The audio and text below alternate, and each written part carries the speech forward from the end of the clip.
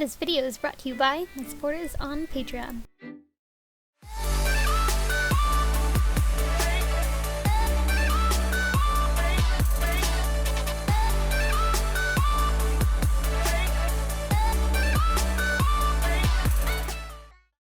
Hey guys, I'm here with a video showing you how I made all of the sewn pieces for my Tyrande cosplay. So this includes the bodysuit, the flags that are on her armor pieces, and the skirts. To start off, I made a duct tape pattern of myself for the bodysuit and then transferred that to mock-up fabric. So this is an old bed sheet that I got from a thrift store. That's usually what I use for mock-up fabric, and as I just said, I'm using this to make a mock-up. What a mock-up is basically just a test run of the garment you're making. I should probably also explain what a duct tape pattern is. So what a duct tape pattern is where you wrap yourself in plastic wrap or cling wrap and then cover that in tape and draw on all of the seam lines that you think you'll need, and then cut yourself out of it, and bam, you have a pattern that you usually want to transfer onto mock-up fabric and make a mock-up of first before moving on to your actual fabric, just to make sure everything fits, because tape does tend to kind of cinch you in as you place it down a little bit, so it can end up being a little bit smaller than you might need it to be. However, I wasn't too concerned with this. I still wanted to do a test run, but the fabric I was using for Tyrande is stretchy, so even if this was a little bit too small, it's fine because it'll stretch.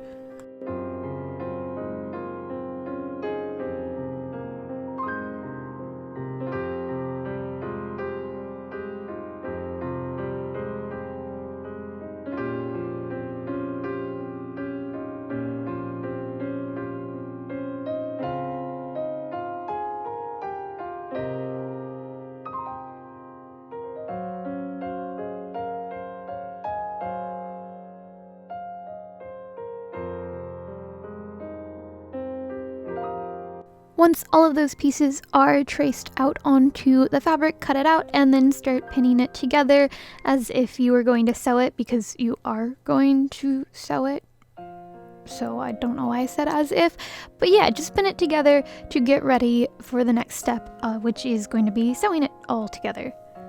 This is all I really got to record of the mock-up. However, all I did was what I just mentioned, which is sew it together, and then I tried it on, and if any adjustments were needed, I marked that, made those adjustments, re-sewed anything that needed to be re-sewed, and tried it on again, and kept repeating all those steps until it fit the way I wanted it to fit. And once I was happy with the pattern, I tore it all apart and broke them back up into individual pattern pieces, and then transferred that to my actual fabric, which is what you see me doing here. I've laid out all of my pattern pieces, well, not all of them, but most of them, I think. I don't think this is all of them, I think this is most. Anyways, I laid those all out, and now I'm just getting ready to cut those out of my fabric, and I'm pinning them into place to make sure nothing shifts, because this is super stretchy fabric and it does tend to shift a bit when you cut it out, especially if you don't have anything weighing it down or pinning it into place.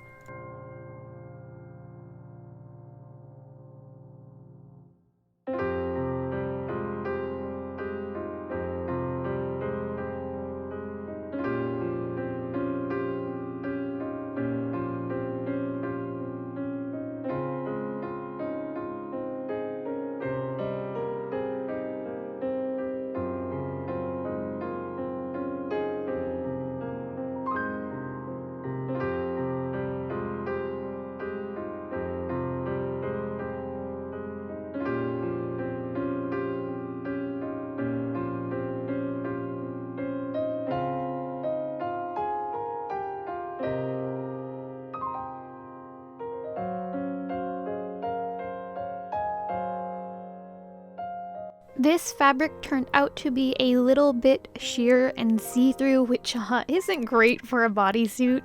So to fix that problem, I ended up cutting out double the amount of each piece that I needed so that I could place 2 cuts of fabric together for each panel of the bodysuit. This way the bodysuit is basically double layered. So as you see here, this is the centerpiece for her bodysuit, and I have two pieces pinned together. They're the exact same piece, and I'm just going to sew around all of the edges so that it is one whole piece. It's kind of like a lining, but a really lazy way of doing it. This is not how you properly sew in a lining at all. This is just what I did to do something that was quick, gonna make this bodysuit be finished really quickly and not see-through. For this, I used a straight stitch and I sewed very close to the edge because all of this stitching was going to just go into the seams and most likely be cut away anyways, so it didn't need to have a zigzag stitch because this part was never going to need to stretch. It was just excess seam fabric. I just needed the two layers to be sewed to one another so that when I sewed all the panels together, they wouldn't slip and slide and everything would stay aligned.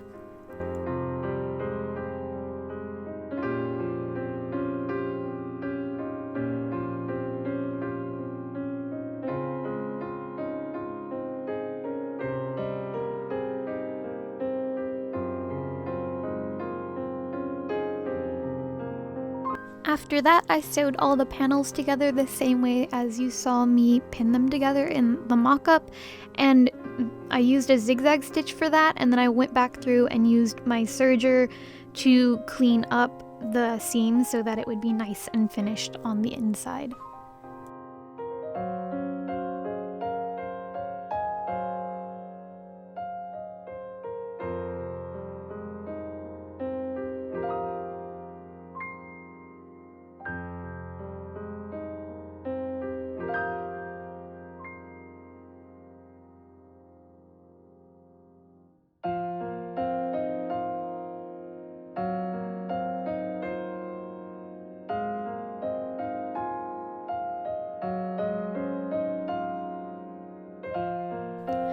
So once all of the main section of the bodysuit was sewed together, like all the panels and such, the next step was to sew on the bust area of the bodysuit. And when pinning this in place, I made sure to gather this as well to match the reference photos I was looking at, because in the reference photos it looks like she has a bit of gathering going on in the bust area. So that's what I did, and then I just sewed it into place using a zigzag stitch.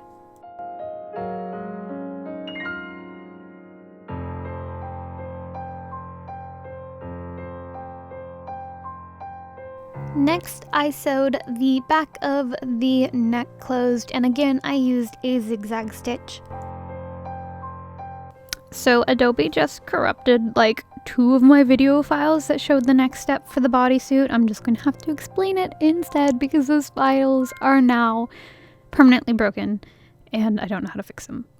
So anyways, to finish off the bodysuit, you just fold over the raw edges and sew that down using a zigzag stitch, and bam, it is done. Moving on to the skirt, the next thing I do is pattern out the skirt to the size and length I want it, as well as the belt that the skirt's attached to. And then I just cut that out onto the fabric needed, and for this I just used some Teal Broadcloth, and these patterns are available on my store Envy and Etsy for all of these pieces.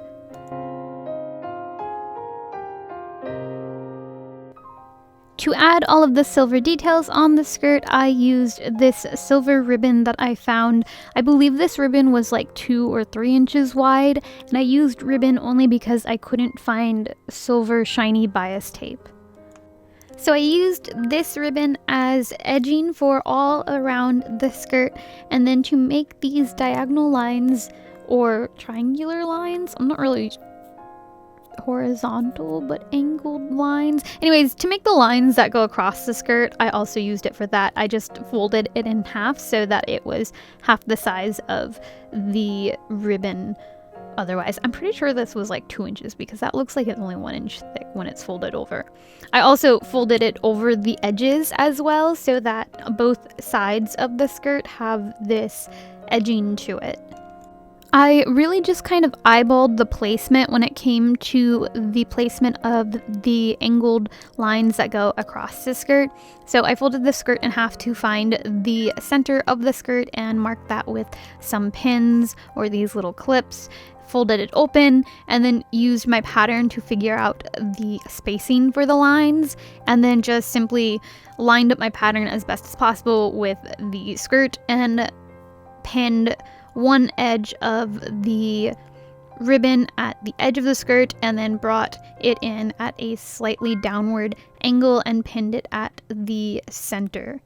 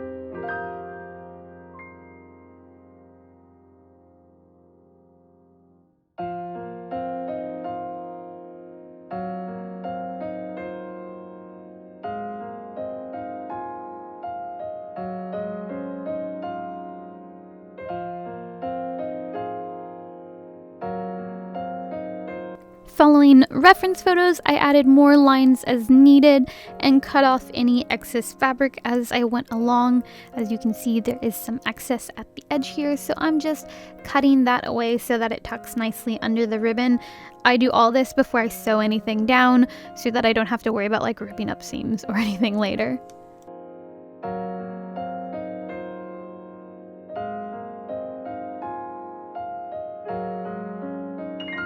The only excess fabric piece that I did leave in place until it was sewn down was the center pieces, like the excess fabric that you see at the very center of these, like the horizontal triangular lines that go across the skirt. I left that only because it was getting really, like, that fold at the center, I wanted it there and I wanted it to stay nice, and cutting off the excess fabric was making it a little bit wonky and not like holding its shape well. So I decided to just cut that off after I sewed everything down and just like very carefully cut as close to the edge as possible.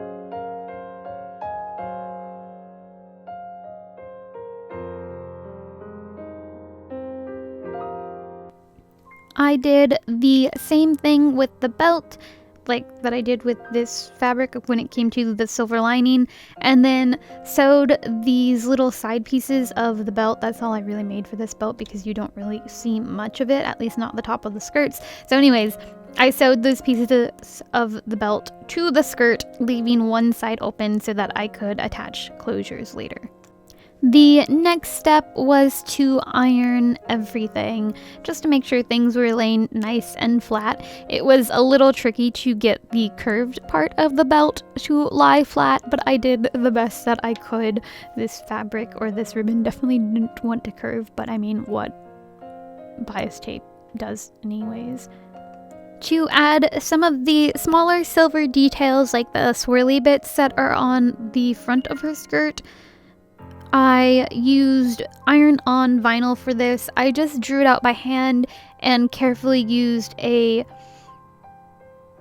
box cutter or even a pair of scissors works to cut it out, and then followed the instructions that came with the iron-on vinyl to iron it into place.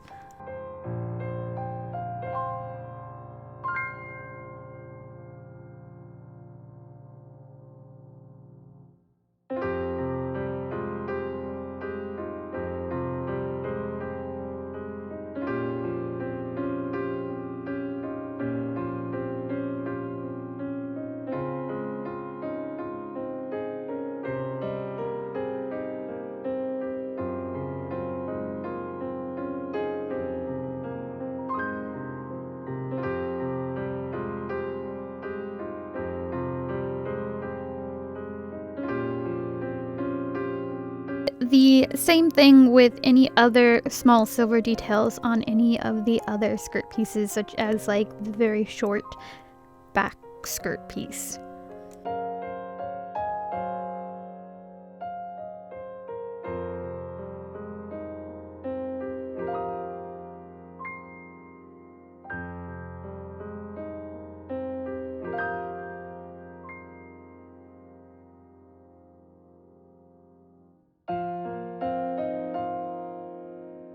Once all of the layers of the skirts were pinned together, because like I mentioned, there was a smaller skirt piece that goes like on the back, I'm pretty sure it was, or it might have been on the front. I might be confused, but if you look at a reference photo, you'll see what I'm talking about, and my patterns are labeled. I'm just blinking because it's been a while since I worked on this costume. Anyways, once all of the skirt pieces were layered and attached to the belt, I went ahead and added a line of ribbon across the very top of the skirt, like, you know, like acting like it was bias tape, you know, folding it over, making sure it is shown on both sides and encases the very top edge, just to make that nice and neat and look finished. And then I sewed it into place, obviously.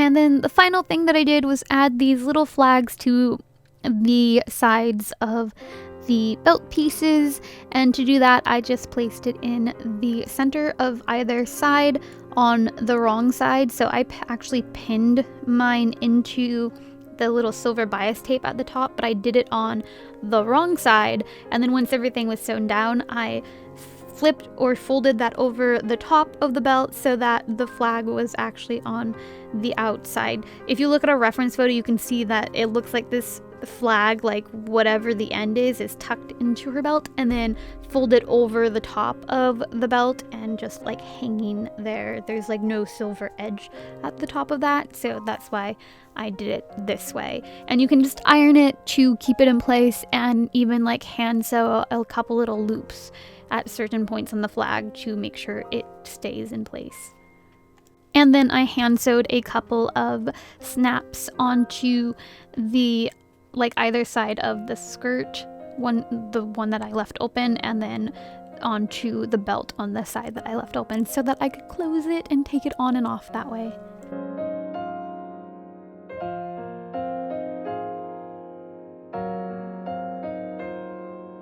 The flags for the armor pieces were made pretty much the same way that the skirts were. They were just cut from this same teal broadcloth fabric, and then I used the silver ribbon as the bias tape that goes around the edges. And I just used hot glue to glue these to the armor pieces. And I used a reference photo to figure out all the placements.